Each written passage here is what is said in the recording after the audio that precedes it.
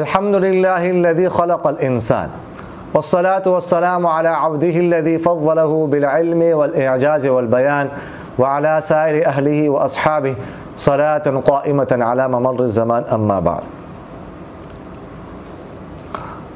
بہت ساری خواتین نے یہ مسئلہ پوچھا ہے کہ ہم نے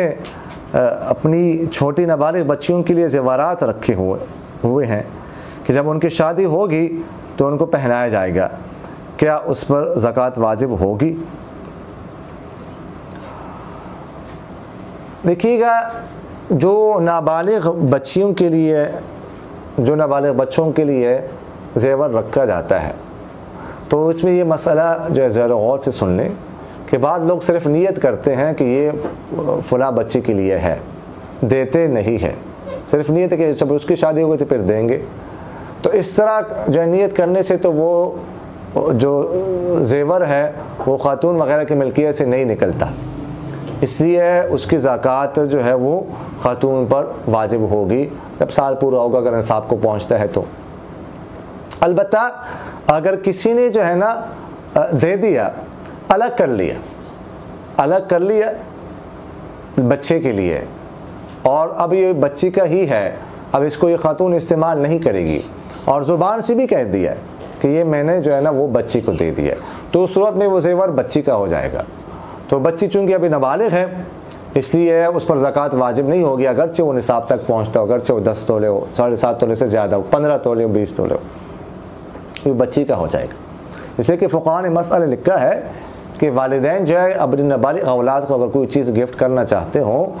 تو ان کو قبضہ کرانا، ان کی ملکیت میں دے دینا ضروری نہیں ہے، بلکہ زبان سے کہہ دیں تو بس وہ ان کو وہ چیز نابالغ اولاد کو ہبہ ہو جائے گی۔ اب باقی جو ہے ان کی طرف سے قبضہ، یہ جو والدین کا قبضہ ہے یہ اولاد کی طرف سے ہو،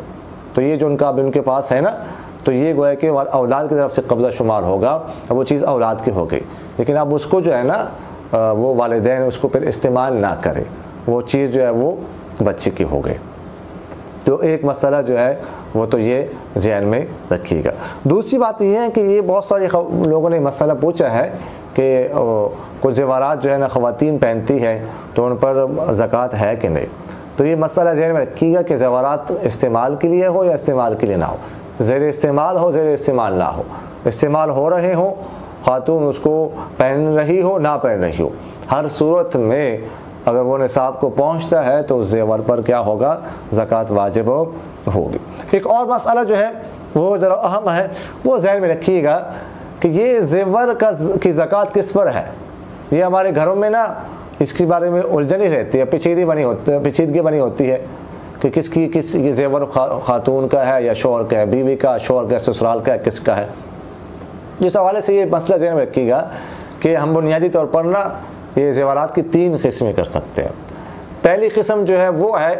کہ جو خاتون جہیز میں اپنے والدین کے گھر سے لائی ہے، جہیز میں اس کو والدین کی طرف سے ملا ہے، تو اس طرح کا جو زیور ہے یہ تو خاتون کا ہے، اور اس کی زکوٰۃ بھی خاتون پر واجب ہوگی۔ شوہر کی ملکیت الگ ہوتی ہے، خاتون کی الگ۔ خاتون کے زیور پر زکوٰۃ خاتون ہی ادا کرے گی، بیوی ادا کرے گی، شوہر پر لازم نہیں ہے کہ وہ اپنی بیوی کے زیور کی زکوٰۃ ادا کرتے، البتہ اگر وہ ادا کر دیتا ہے تو ادا ہو جائے گی۔ یہ پہلی قسم کا زیور ہے۔ دوسری قسم کا زیور وہ ہے کہ جو مہر میں دیا جاتا ہے خاتون کو، سسرال کی طرف سے مہر میں دیا گیا، مہر ہی 10 تولہ زیور ہے،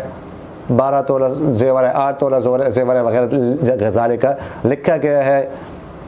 فارم میں اور بولا گیا ہے۔ جب مولانا صاحب نکاح پڑھاتے ہیں اس وقت بول دیں کہ یہ اتنے زیور کے بدلے میں آپ سے نکاح ہو رہا ہے، تو یہ جو زیور ہے یہ بھی خاتون کا ہے، ٹھیک ہے، اور اس کی زکوٰۃ بھی خاتون پر واجب ہوگی۔ تیسری قسم کا زیور جو ہے نا وہ نہ تو وہ ہے جو